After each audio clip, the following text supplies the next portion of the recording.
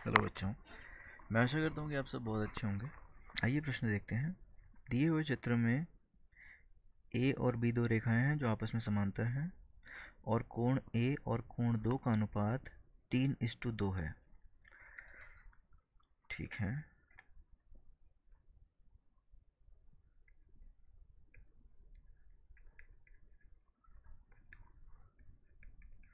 इसको हम ये भी कह सकते हैं कि कोण 1 बाय कोण 2 3/2 है। दोनों चीज़ें सेम है, समान है। 1 से 8 तक सारे कोणों का माप ज्ञात कीजिए। ठीक है, अब देखा जाए तो कोण 1 यहाँ बन रहा है और कोण 2 यहाँ है। ये दोनों एक रैखिक युग्म बना रहे हैं। अगर हम मान लें कि इनके बीच का जो फैक्टर है वो x है, तो कोण 1 को हम लिख सकते हैं 3x और कोण 2 को हम लिख सकते हैं 2x, क्योंकि कोण 1 पहला आएगा, कोण 2 दूसरा आएगा।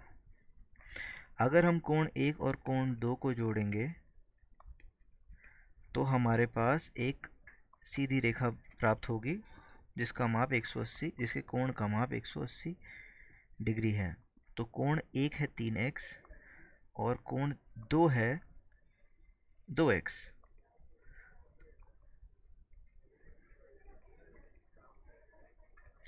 और x आ जाएगा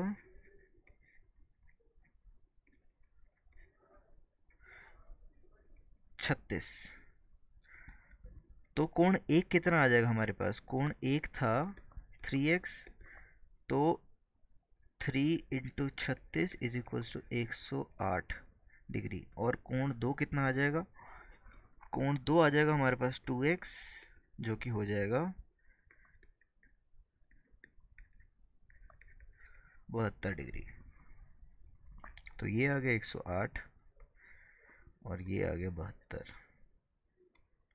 अब देखा जाए तो 2 और 4 कोण शीर्षाभिमुख कोण है, तो चौथा भी आ जाएगा 72 डिग्री। और 1 और 3 शीर्षाभिमुख कोण है, तो ये भी आ जाएगा 108।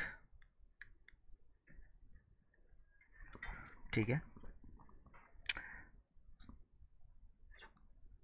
अब और ध्यान से देखें, हम नीचे वाली रेखा पे आए तो कोण 4 और कोण 5 बराबर हैं।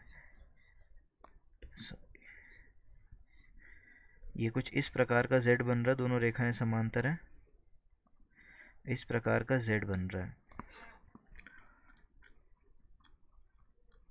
तो कोण 4 और कोण 5 बराबर होंगे किस तरह?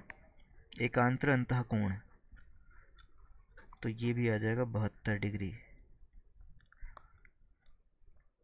और कोण 3 कोण 6 के बराबर होगा, एकांतर बाह्य कोण, तो ये आ जाएगा 108 डिग्री। 6 7 के शीर्षाभिमुख है, तो ये आ जाएगा 108 डिग्री। और 5 8 के शीर्षाभिमुख है, तो ये आ जाएगा 72 डिग्री।